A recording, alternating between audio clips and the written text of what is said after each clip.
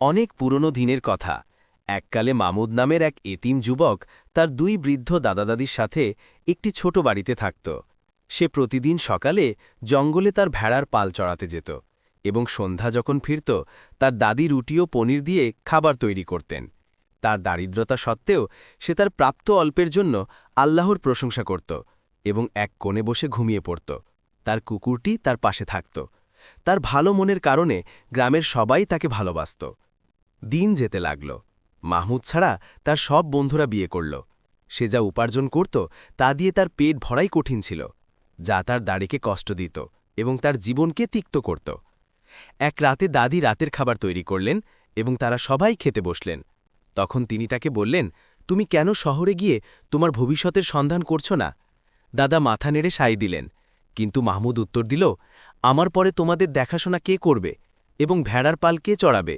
দাদি বললেন, তুমি তোমার পথে যাও এবং আমাদের জন্য চিন্তা করো না। সময় চলে যাচ্ছে আর আমি মরার আগে তোমার সন্তানদের দেখতে চাই। তোমার বাবা মা বেঁচে থাকলে তারাও এই একই কথা বলতেন। এই কথাগুলো মাহমুদকে গভীরভাবে প্রভাবিত করল এবং সে কেঁদে ফেলল। সারা জীবন সে কেবল অন্যদের কথা ভেবেছে এবং নিজের কথা ভুলে গেছে। তার দয়ালু হৃদয় সবসময় তাকে ভালো কাজ করতে প্রেরণা দিত এবং সে বলত, আমার চেয়েও খারাপ অবস্থায় আছে এমন মানুষ আছে। কিন্তু সে একটি সমাধান খুঁজে পেল। সে তার দাদা দাদির জন্য কিছুদিনের খাবার যেমন ময়দা, ঘি, তেল এবং শিম সংগ্রহ করবে এবং প্রতি সপ্তাহে তাদের দেখতে আসার প্রতিশ্রুতি দিয়ে শহরে যাবে। সকালে সে তার কুড়াল নিয়ে কাঠ সংগ্রহ করতে জঙ্গলে গেল। সে ৩ দিন ধরে কাঠ সংগ্রহ করে বিক্রি করল এবং তার দাদা দাদির ফিরে আসার আগে তাদের জন্য যথেষ্ট পরিমাণ খাবার কিনতে সক্ষম হল। তারপর সে শহরের দিকে যাত্রা করল। রাস্তাটি ছিল দীর্ঘ, যার মধ্যে বিশাল তৃণভূমি এবং পাহাড় ছিল। কয়েক ঘণ্টা হাঁটার পরে সে একটি বৃদ্ধাকে দেখল যে একটি ছোট নদী পার হওয়ার চেষ্টা করছে। তার হাতে একটি বড় ঝুড়ি, কিন্তু পানির স্রোত ছিল তীব্র এবং প্রায় তাকে ভাসিয়ে নিয়ে যাচ্ছিল। মাহমুদ তার কাছে গেল, তাকে সালাম জানাল এবং তাকে সাহায্যের প্রস্তাব দিল। বৃদ্ধা রাজি হলেন এবং তাকে ধন্যবাদ জানালেন। তিনি ঝুড়িটি মাহমুদের হাতে দিলেন। মাহমুদ সেটি তার মাথায় নিয়ে বৃদ্ধার হাত ধরে নদী পার হল। বৃদ্ধা তার ঝুড়িটি নিতে চাইলেন, কিন্তু যুবকটি তার কাজ শেষ করতে এবং যেখানে তিনি চান সেখানে পৌঁছে দিতে অস্বীকার করল। অবশেষে বৃদ্ধার রাজি হওয়া ছাড়া আর কোনো উপায় ছিল না। তারা একটি পুরানো কুঁড়েঘরের কাছে পৌঁছাল। বৃদ্ধা তাকে বললেন, তোমার ভালো কাজের জন্য আমাকে তোমাকে পুরস্কৃত করতে হবে। তোমাকে দরিদ্র দেখাচ্ছে, কিন্তু তোমার আত্মা সমৃদ্ধ। মাহমুদ তার কথায় অবাক হল এবং নিজেকে জিজ্ঞাসা করল, তিনি কোন পুরস্কারের কথা বলছেন যখন তিনি এই ভাঙা কুঁড়ে ঘরে থাকেন? যেন বৃদ্ধা তার মনের কথা বুঝতে পেরেছিলেন। তিনি উত্তর দিলেন, টাকা ক্ষণস্থায়ী, কিন্তু আমি তোমাকে যা দেব তা তোমার জীবন বদলে দেবে। তবে তোমাকে ধৈর্য ধরতে হবে, আমার কথা শুনতে হবে এবং আক্ষরিক অর্থে পালন করতে হবে, এবং তুমি এমন বড় কল্যাণ লাভ করবে যা তুমি স্বপ্নেও ভাবনি। শোনো, হয়তো আমার মতো একজন বৃদ্ধাকে তুমি বিশ্বাস করবে না। সেক্ষেত্রে তুমি চলে যেতে পারো, আর তোমার পকেটে ১০০ স্বর্ণমুদ্রা থাকবে। তারপর তিনি তার পকেট থেকে একটি থলি বের করে তার সামনে নাড়লেন। এটি ছিল প্রচুর পরিমাণে অর্থ, যা সে তার সারা জীবনেও উপার্জন করেনি। এটি ২টি গরু কেনার জন্য যথেষ্ট ছিল। কিন্তু সে কিছুক্ষণ ভাবল, তারপর বলল, আপনি যা বলবেন আমি তাই করব। বৃদ্ধা উত্তর দিলেন, ব্যাপারটিকে হালকাভাবে নিও না। এটি একটি গুরুতর বিষয় এবং এটি কেবল তোমার সাথে সম্পর্কিত নয়, এই রাজ্যের সাথেও সম্পর্কিত। মাহমুদ অবাক হয়ে তার চিবুক চুলকালো এবং বলল, আমি কেবল একজন দরিদ্র রাখাল, এসবের সাথে আমার কি সম্পর্ক? বৃদ্ধা হেসে উত্তর দিলেন, আমি এত বছর ধরে তোমার জন্যই অপেক্ষা করছিলাম মাহমুদ। নক্ষত্ররা আজ তোমার আগমনের কথা আমাকে জানিয়েছিল, আর আমি নিজেই তোমার সাহস পরীক্ষা করতে চেয়েছিলাম। যুবকটির বিস্ময় আরও বাড়ল এবং সে জিজ্ঞাসা করল, আপনি আমার নাম জানলেন কিভাবে? তিনি উত্তর দিলেন, এই ভূমিতে এক বিরাট বিপদ আসছে এবং তুমিই একমাত্র যে তা প্রতিরোধ করবে। ভবিষ্যৎবাণী বলে যে একজন দয়ালু হৃদয়ের, বিশুদ্ধ আত্মার যুবক দূর দেশ থেকে আসবে এবং শহরকে প্রত্যাখ্যান করবে। আর আমি ছিলাম শেষ ভবিষ্যৎবাণীকারী, যে একজন নিষ্ঠুর জাদুকরের হাত থেকে বেঁচে গিয়েছিল। এটা কেবল শুরু, আর সে যদি জিতে যায় তবে এই রাজ্যে কোনো সুন্দর জিনিস অবশিষ্ট থাকবে না। গাছ মরে যাবে, জ্ঞান আর শিল্প বন্ধ হয়ে যাবে এবং অন্ধকার সব কিছুকে গ্রাস করবে। মাহমুদ হতবাক হয়ে ভবিষ্যৎবাণীর কথা শুনছিল। এতটাই যে সে তার দাদা দাদির কথা ভুলে গিয়েছিল, যাদের সে গ্রামে রেখে এসেছিল। তারপর সে চিৎকার করে বলল, কি দারুণ গল্প, তারপর কি হলো? বৃদ্ধা দীর্ঘশ্বাস ফেলে বললেন, নাসের সেই পরামর্শ শোনেনি, আর জাদুকর সাধু ও শেখদের ওপর প্রতিশোধ নিতে শুরু করল। আস্তানা পুড়িয়ে দিল এবং কবর খুলল, আর শহরে কাকের সংখ্যা বাড়তে লাগল। নাসেরের কোনো কিছুতেই পরতা ছিল না। তার জন্য গুরুত্বপূর্ণ ছিল যে সে তার প্রাসাদে দাসী ও যুবকদের দ্বারা পরিবেষ্টিত ছিল। বরং জাদুকর যে মন্দ কাজ করছিল তা তার ভালো লেগেছিল, আর তার বিরুদ্ধে বিদ্রোহ করা সাধারণ মানুষ এখন তাদের প্রাপ্য শাস্তি পাচ্ছিল। মাহমুদ বলল, ঠিক আছে, আমি কিভাবে এই জাদুকরের সাথে যুদ্ধ করব এবং রাজকন্যা রাভাবকে বাঁচাবো? বৃদ্ধা বললেন, শোনো, জিনদের রাজাদের কাছে 3টি জাদুকরী জিনিস আছে। তুমি যদি সেগুলো পাও তবে তারা তোমাকে তার মোকাবিলা করতে সাহায্য করবে। তবে তুমি কেবল ভালো দিয়েই জিততে পারবে, তাই দুর্বলতম প্রাণীদেরকে অবজ্ঞা করো না। আর যখন যুদ্ধ শুরু হবে তখন তোমাকে অবশ্যই সেগুলোকে সাথে নিয়ে আসতে হবে, যেন একটিও অনুপস্থিত না হয়। তুমি কি বুঝলে মাহমুদ? সে বলল, আমি আল্লাহর কাছে প্রার্থনা করি যেন তিনি এই মানুষগুলোর জন্য যা ভালো তা করার জন্য আমাকে সাহায্য করেন। ভবিষ্যৎবাণীকারী তাকে বলল, তুমি পূর্ব দিকে যাও, আর 3 দিন পর তুমি নিজেকে একটি রুক্ষ ভূমিতে দেখবে, যেখানে একটি বিশাল ছায়াযুক্ত ডুমুর গাছ আছে। তোমাকে তার কাছে যেতে হবে এবং জিন রাজাদের কথা শুনতে হবে। তারা কেবল বছরে একবার নিজেদের মধ্যে অহংকার করার জন্য মিজিত হয়। আর তুমি যা দেখবে তাতে ভয় পেও না, আল্লাহর প্রশংসা করো এবং ক্ষমা চাও। আর যাই ঘটক না কেন, একটি শব্দ উচ্চারণ করো না, কারণ কেউ সেখানে প্রবেশ করে জীবিত ফিরে আসেনি। আর যখন তুমি সেই 3টি জিনিস সংগ্রহ করবে, তখন তোমাকে শহর এবং তার আশেপাশের গ্রামগুলিতে যেতে হবে, যাতে জাদু ছড়িয়ে পড়া বন্ধ হয় এবং ভূমি ও মানুষকে বাঁচানো যায়। তারপর তুমি রাজকন্যাকে গুহা থেকে বের করে এনে তাকে বিয়ে করবে। আর বিষাক্ত বাদুড় থেকে সাবধান, কিন্তু জাদুকার হাল ছাড়বে না এবং তার চারপাশে মন্দ শক্তিদের জড়ো করবে। আর যদি তুমি জিততে পারো, তবে রাজ্যের লোকেরা তোমাকে তাদের সুলতান বানাবে। আমি তোমাকে যা বলার ছিল তা বলেছি, এখন আল্লাহর উপর ভরসা করে যাও। আমার সৎ প্রার্থনা তোমার সাথে থাকবে, কারণ তোমার সেগুলোর প্রয়োজন হবে। মাহমুদ বলল, ভবিষ্যৎবাণীকারী, আমি রাজকন্যাকে বাঁচানোর জন্য সবকিছু করব, কিন্তু আমাকে বলুন, তিনি কি সুন্দরী? বৃদ্ধা হেসে উত্তর দিলেন, যদি তুমি তার চোখের দিকে তাকাও তবে তুমি তার জন্য বিশ্বের সাথে যুদ্ধ করবে। মাহমুদ হেসে নিজেকে বলল, যখন আমি আমার বন্ধুদের সাথে ভ্রমণে যেতাম তখন আমার খারাপ লাগত, কারণ তাদের সুন্দরী স্ত্রী ছিল কিন্তু আমার ছিল না। আমি এই ঘৃণ্য অনুভূতিতে কত না ভুগেছি। তারপর সে উঠে দাঁড়ালো এবং বলল, কেউ নিজেকে নিয়ে নিশ্চিত নয়। যদি আমার কিছু খারাপ হয় তবে আমি চাই আপনি আমার দাদা দাদির যত্ন নেবেন, যারা অমুক গ্রামে আছেন।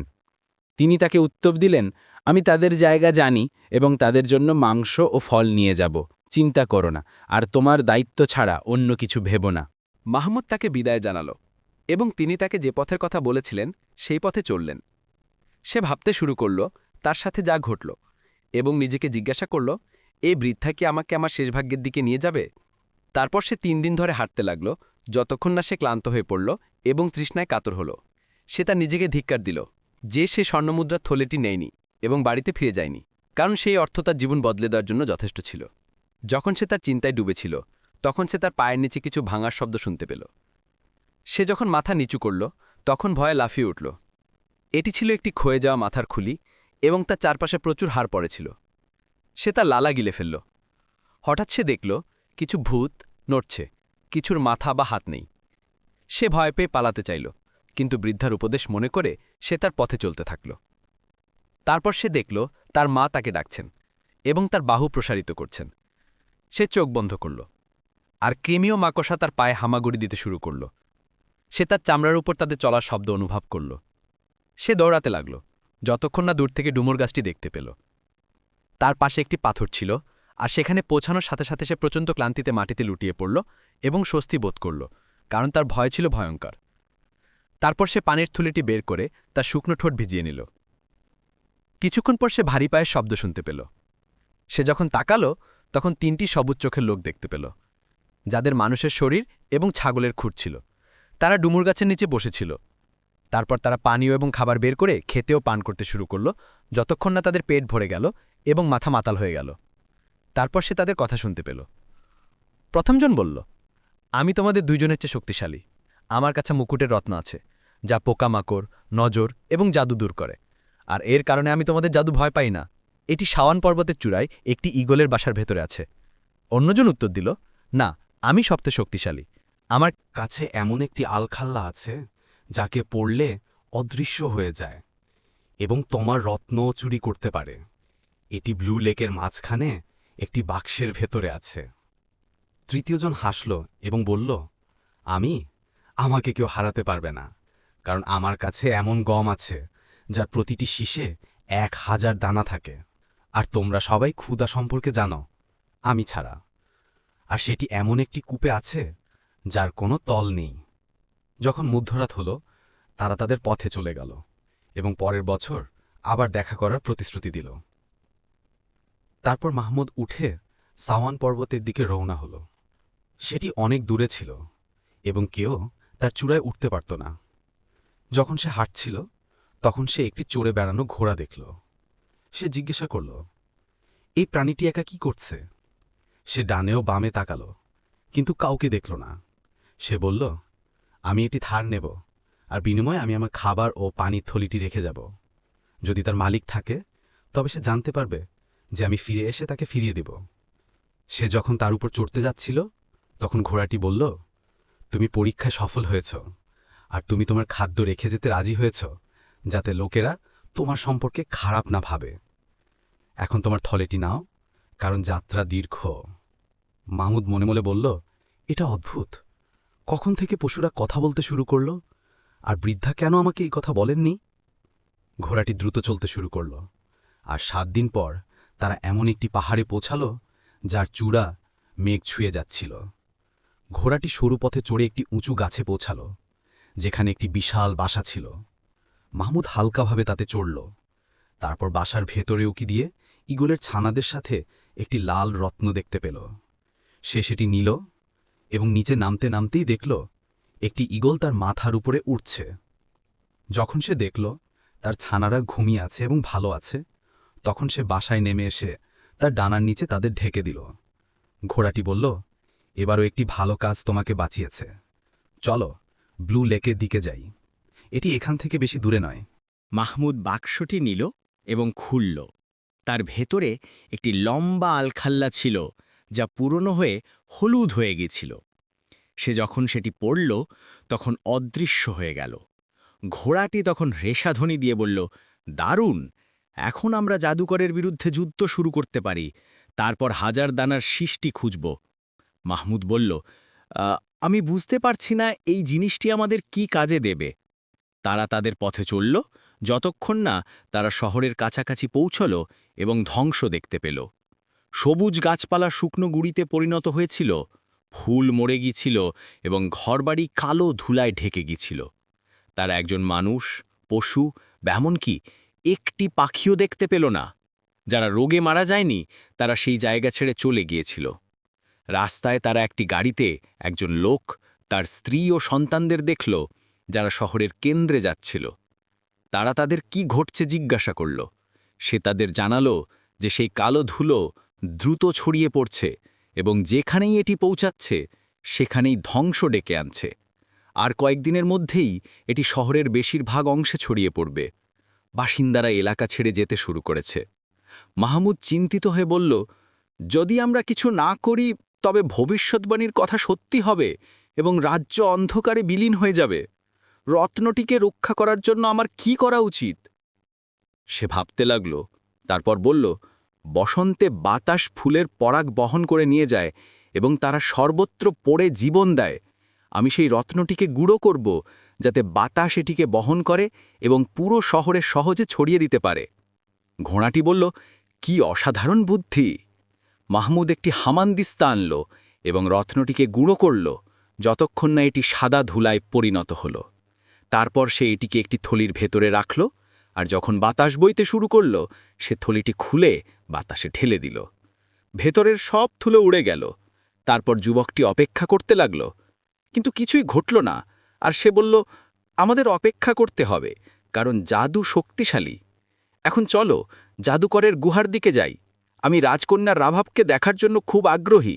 সে কি ভালো আছে? সে তার ঘোড়ায় চড়ল এবং রাজকন্যাকে জাদুকরের তাঁবু থেকে উদ্ধার করতে গুহার দিকে রওনা হলো। যখন সে গুহায় পৌঁছল, সে ঘোড়াটিকে বলল, তুমি গোলমাল শুরু করবে, আর যখন জাদুকর বেরিয়ে আসবে আমি ভেতরে গিয়ে রাজকন্যাকে বাঁচাবো। আমি আশা করি এই আলখাল্লা আমাকে অদৃশ্য রাখার জন্য যথেষ্ট, অন্যথায় আমি মারা যাব।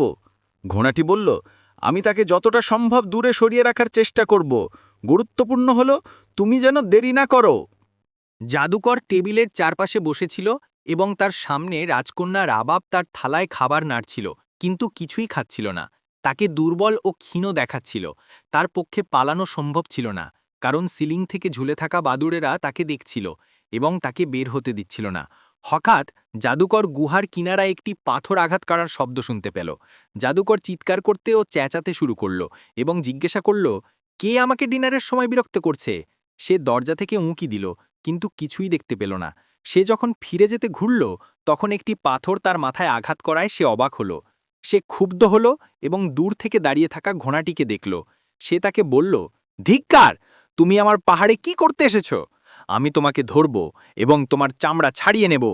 ঘোড়াটি তাকে বিদ্রুপ করল এবং হাসল, যা জাদুকরের রাগ বাড়িয়ে দিল, এবং সে তার পিছু নিতে শুরু করল।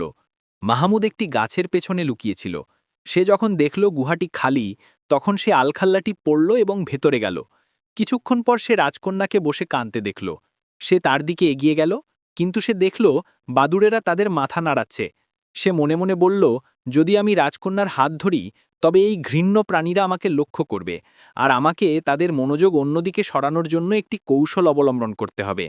তারপর সে চারপাশে তাকালো এবং দেয়ালে মশাল দেখতে পেল। সে একটি মশাল ছিঁড়ে নিয়ে জাদুকরে বিছানায় ছুঁড়ে মারল। আগুন দ্রুত ছড়িয়ে পড়ল এবং কার্পেট ও চামড়ার উপর ছড়িয়ে গেল। বাদুড়েরা উদ্বিগ্ন হয়ে সব জায়গায় উঠতে শুরু করল এবং কিছু পুড়ে গেল। রাজকন্যা এক কোণে আঁকড়ে ধরেছিল, ভয়ে কাঁপছিল। মাহমুদ দৌড়ে গেল এবং তাকে আলখাল্লার নিচে ঢুকিয়ে দিল। সে তার আঙুল দিয়ে তাকে চুপ থাকতে এবং সে তাকে বাঁচানোর জন্য এসেছে তা বোঝাতে ইশারা করল। যখন সেই পাখিরা রাবাবের অদৃশ্য হয়ে যাওয়া আবিষ্কার করল, তারা ভয়ঙ্কর চিৎকার করতে শুরু করল এবং গুহার দরজার দিকে উড়ে গিয়ে জঙ্গলে তাকে খুঁজতে বের হলো। তখন মাহমুদ রাজকন্যাকে বলল, এখন আমরা এখান থেকে পালাতে পারি। তারপর তারা গাছের নিচে হাঁটতে লাগল, সতর্ক ছিল যাতে কোনো শব্দ না হয়। জাদুকর যখন দেখল বাদুড়েরা জঙ্গলে উড়ছে, তখন সে ঘোড়ার পিছু নেওয়া বন্ধ করে গুহায় ফিরে গেল। সে দেখল আগুন তার ঘর, তার বই এবং তার সমস্ত সম্পত্তি গ্রাস করছে। সে একটি প্রচণ্ড চিৎকার করল, যা পুরো পাহাড়কে কাঁপিয়ে দিল। সে বুঝতে পারল না কিভাবে সেই অভিশপ্ত রাবাব তাকে ধোঁকা দিল, এবং বাদুড়েরা তাকে দেখল না বা অনুভবও করল না।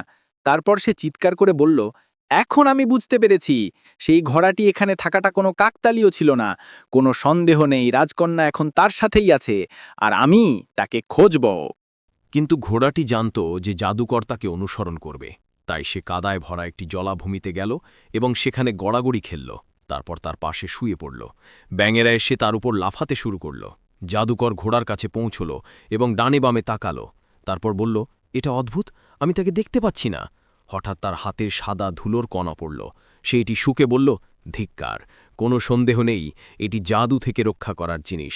আজ যা ঘটেছে তা জঙ্গলের ভবিষ্যদ্বাণীদের কাজ। আমি তাদের ধূর্ততা জানি, কিন্তু আমার সাথে লড়াই করার ক্ষমতা কারও নেই, আর এই রাজ্যের বাসিন্দারা দেখবে আমি তাদের সাথে কি করি।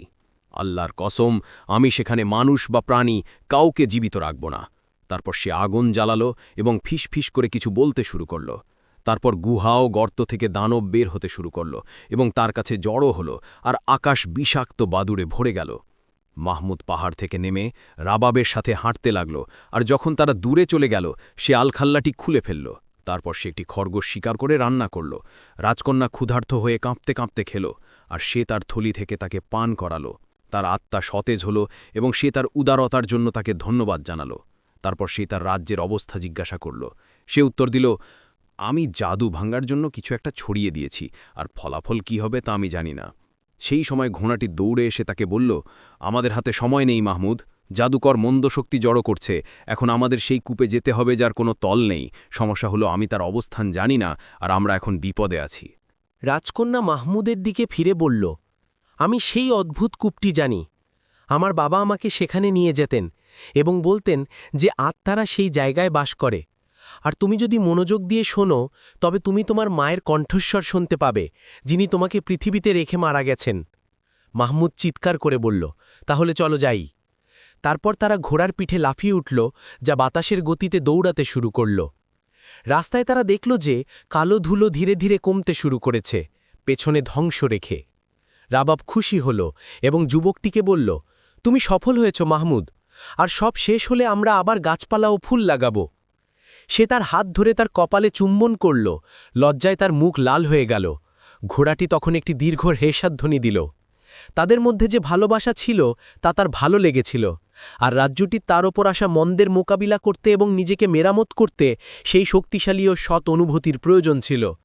কয়েক ঘণ্টা পর তারা একটা বড় গর্তের কাছে পৌঁছল। মাহমুদ যখন তার ভেতরে উঁকি দিল তখন সে কেবল গাঢ় অন্ধকার দেখতে পেল। সে বলল, মানুষ বা জিন কেউই নিচে নামতে পারবে না। রাবাব তাকে জিজ্ঞাসা করল, তুমি এখানে কি খুঁজছ? সে তাকে সৃষ্টির কথা বলল, যার মধ্যে 1000 দানা গম আছে এবং সে জানে না এটি কি কাজে আসবে। সে উত্তর দিল, দূরে সরে যাও এবং আমাকে একা থাকতে দাও। তারপর সে কাঁদতে শুরু করল এবং তার মাকে ডাকতে লাগল। তার প্রচুর চোখের জল কূপে পড়তে লাগল। কিছুক্ষণ পর সে একটি ডানা ঝাপটানো শব্দ শুনতে পেল, আর একটি সাদা কবুতর বেরিয়ে এলো এবং তাকে বলল, স্বাগতম আমার মেয়ে, আমি তোমার মা, আর আমি তোমার কান্না শুনে তোমাকে দেখতে এসেছি। রাবাব কবুতরটিকে নিল এবং তার কোলে রাখল এবং বিচ্ছেদের কষ্টের কথা তাকে জানালো। তারপর কবুতরটি মাহমুদের দিকে তাকালো এবং তাকে বলল, এই যুবকটি সাহসী ও বীর, আর আমার হৃদয়ে শান্তি থাকবে যে তুমি আমার অনুপস্থিতিতে তার সাথে থাকবে। রাবাব উত্তর দিল, হ্যাঁ মা, কিন্তু আমার অন্য একটি কাজে তোমাকে প্রয়োজন। সেটা কি আমার মেয়ে? তিনি তাকে জিজ্ঞাসা করলেন। মেয়েটি উত্তর দিল, আমি সেই সৃষ্টি খুঁজছি যার মধ্যে 1000 দানা গম আছে। তিনি তাকে বললেন, হ্যাঁ, আমি জানি এটি কোথায় আছে, একটু অপেক্ষা করো। কবুতরটি কূপে নামল এবং কিছুক্ষণ পর তার ঠোঁটে সোনালি রঙের একটি শীষ নিয়ে উপরে উঠল। তারপর সে তাকে বলল, আমি এখন চলে যাব, আমার হৃদয় তোমার ব্যাপারে নিশ্চিত হয়েছে। তারপর সে কূপে ডুব দিল। ঘোড়াটি বলল, আমি জানি এটা দুঃখজনক, কিন্তু তোমাকে রাজ্যে ফিরে যেতে হবে, যাতে তোমরা বিয়ে করতে পারো এবং মাহমুদ যুদ্ধ পরিচালনা করতে পারে, কারণ লোকেরা পাহাড় থেকে আমাদের দিকে এগিয়ে আসছে। দীর্ঘ যাত্রা শেষে তারা রাজ্যে পৌঁছাল। লোকেরা ঢোল ও উল্লাস ধ্বনি দিয়ে তাদের স্বাগত জানাল এবং তারা আল্লাহু আকবার ধ্বনি দিতে শুরু করল। তারপর একজন শেখ এলেন এবং তাদের বিবাহ সম্পন্ন করলেন।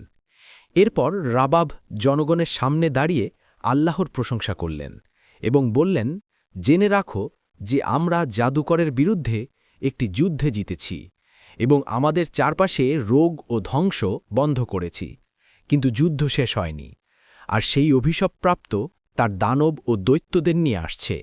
কে আমার সাথে আসবে? ছেলে, মেয়ে এবং বৃদ্ধরা চিৎকার করে উঠল। তারপর সবাই প্রাসাদের দিকে রওনা হল এবং তাদের সংখ্যা অনেক ছিল। তাদের হাতে মশাল, লাঠি ও বর্শা ছিল।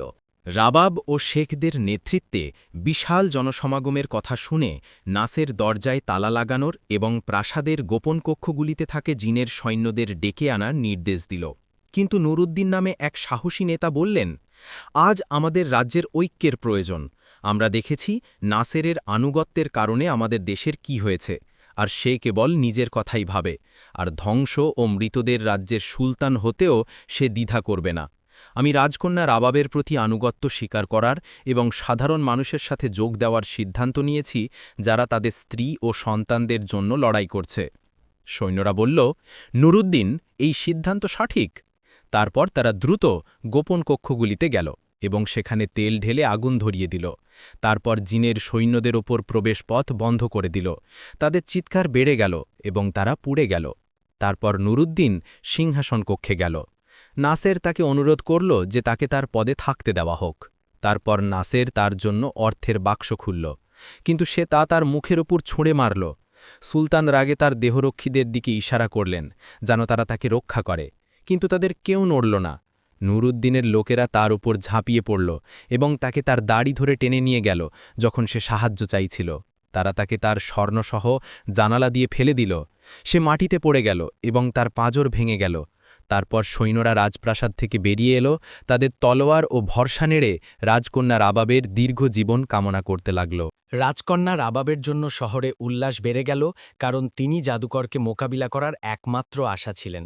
আর লোকেরা তার বিরুদ্ধে যাওয়ার জন্য প্রস্তুত হতে শুরু করল, যাতে সে গ্রামগুলিকে ধ্বংস করতে এবং মাঠগুলিকে পুড়িয়ে দিতে না পারে। নেতা নুরুদ্দিন বললেন, উপত্যকার কোথাও তাদের জন্য একটি ফাঁদ তৈরি করাই বুদ্ধিমানের কাজ হবে। কিন্তু মাহমুদ তাকে উত্তর দিল, তা কাজে আসবে না। বাদুরেরা তাকে আমাদের অবস্থান জানিয়ে দেবে। সমাধান হলো একটি বড় পরিখা খনন করা, সেটিকে ডালপালা দিয়ে ঢেকে দেওয়া এবং তীর ও মশাল নিয়ে প্রস্তুত থাকা। যখন তারা একটি বিশাল সমতল ভূমিতে পৌঁছাল, তখন তারা খনন শুরু করল। কয়েক ঘন্টা পর সবকিছু প্রস্তুত হয়ে গেল। আর সে বলল, যারা পার হতে সফল হবে, আমরা তাদের হাতে থাকা অস্ত্র দিয়ে আঘাত করব। কিছুক্ষণ পর লোকেরা দূর থেকে ড্রামের বাজনা শুনতে পেল, যা ছিল কান ফাঁকানো। আতঙ্ক ছড়িয়ে পড়ল। হঠাৎ এক ঝাঁক বাদুর দেখা গেল এবং তারা সৈন্য ও সাধারণ মানুষের ওপর আক্রমণ করে তাদের মাংস ছিঁড়ে খেতে লাগল। কেউ তাদের থামাতে পারল না। ঘোড়াটি মাহমুদকে বলল, এরা তো কেবল জাদুকরের অগ্রগামী দল, আর আমরা তাদের কাছে হেরে গেলাম। যদি তার পুরো সেনাবাহিনী আসে তবে কি হবে? আমাদের বুঝতে হবে আমরা সৃষ্টি দিয়ে কি করব। ভবিষ্যৎবাণীকারী যে তোমাকে এটি আনতে বলেছিলেন, তা কোনো কাকতালীয় ছিল না। তুমি মনে করার চেষ্টা করো, তিনি কি তোমাকে কিছু বলেছিলেন? মাহমুদ তার কপালে হাত রাখল, তারপর বলল, তিনি দুর্বলদেরকে অবজ্ঞা না করার কথা বলেছিলেন। ঘোড়াটি চিৎকার করে বলল, অবশ্যই, চলো পিঁপড়ে ও পোকামাকড়ের রানীদের কাছে যাই এবং তাদের আমাদের সাথে যোগ দিতে বলি। একটা মশা একটা সিংহের চোখ থেকে রক্ত ঝরাতে পারে। মাহমুদ বাইরে এসে প্রান্তরে হাঁটতে লাগল। চারদিকে ঘোরার পর সে পিঁপড়েদের একটি বড় উপনিবেশের সামনে থামল। সে দেখল তারা খাওয়ার জন্য কিছু খুঁজছে, কারণ জাদুকর সেই জমিগুলি নষ্ট করে দিয়েছিল যেখান থেকে তারা তাদের খাবার সংগ্রহ করত। তারপর অভিশাপপ্রাপ্ত ঘোড়াটি, যে পশু ও পোকামাকড়ের ভাষা জানত, তাদের সাথে কথা বলল এবং তাদের জানালো যে সে তাদের রানীর সাথে দেখা করতে চায়। তারা অবাক হল যে এত বড় শরীরের সাথে সে কিভাবে তাদের ভাষা বোঝে। বেশি সময় লাগেনি, রানী বেরিয়ে এলেন। তার কৌতূহল বেড়ে গিয়েছিল। ঘোড়াটি তাকে তার অবস্থা এবং জঙ্গলের পরী যারা তাকে তাদের জাদু শিখিয়েছিল তাদের কথা বলল এবং কিভাবে মানবজাতি এবং তাদের রাজ্যের ওপর বিপদ আসছে। পিঁপড়ের রানী ছিলেন জ্ঞানী। তিনি তার মাথা নেড়ে বললেন, আমাদের খাবার কমে গেছে, আর আমাদের লোকেরা তাদের ক্ষুধা মেটানোর জন্য অনেক দূর হেঁটে যায়। সে তাকে বলল, আর যদি আমরা তোমাদের যথেষ্ট এবং অতিরিক্ত খাবার দিই? সে উত্তর দিল, আমি পিঁপড়েদের জড়ো করব এবং যুদ্ধের জন্য দ্রুত আসব। মোহাম্মদ তার পকেট থেকে সৃষ্টি বের করে ঘষল। দানাগুলি মাটিতে পড়ে গেল। তারপর সে থলিটি খুলে তার উপর পানি ঢালল। তা তক্ষুনি বাড়তে শুরু করল। পিঁপড়েরা আনন্দে চিৎকার করতে লাগল। তারপর ঘোড়াটি গুবড়ে পোকার রানীর কাছে গেল। সে তাকে বলল যে পিঁপড়েরা তাদের ঘাস ও ফুল নিয়ে প্রতিযোগিতা করে, যা তারা খায়, আর যদি সে তাদের খাবার থেকে দূরে সরিয়ে দেয় তবে তারা তার সাথে আসবে। সে তাদের জানালো যে পিঁপড়েরা এখন গম পেয়েছে। রানী তার সাথে আসার প্রতিশ্রুতি দিলেন। তারপর সে মৌমাছির রানীর কাছে গেল। তিনি তাকে বললেন যে গুবড়ে পোকারা বুনো ফুল খায় আর তারা চায় তাদের জন্য কিছু অংশ থাকুক। সে তাদের বলল, পিঁপড়েদের জন্য গম, গুবড়ে পোকাদের জন্য ঘাস, আর তোমাদের জন্য ফুল। তারপর মাহমুদ ঘোড়াটিকে বলল, আমরা বৃদ্ধা ভবিষ্যৎবাণীর নির্দেশ পালন করেছি। এখন চলো দেখি কি হচ্ছে। আমি ভয় পাচ্ছি রাবাবের কোনো ক্ষতি হয় কিনা। সে জেদি এবং কিছুতেই ভয় পায় না। মাহমুদ পৌঁছানোর সাথে সাথেই চিৎকার শুনতে পেল এবং দেখল লোকেরা সব দিকে ছুটে পালাচ্ছে, আর দানবেরা তাদের দিকে পাথর ছুঁড়ে মারছে।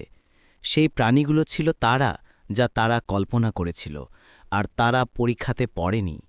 রাজকন্যা সাহস করে নুরুদ্দিন ও মুষ্টিমেয় কয়েকজন সৈন্যের সাথে লড়াই করছিল। মাহমুদ চিৎকার করে বলল, পালাও রাবাব, না হলে তারা তোমাকে মেরে ফেলবে।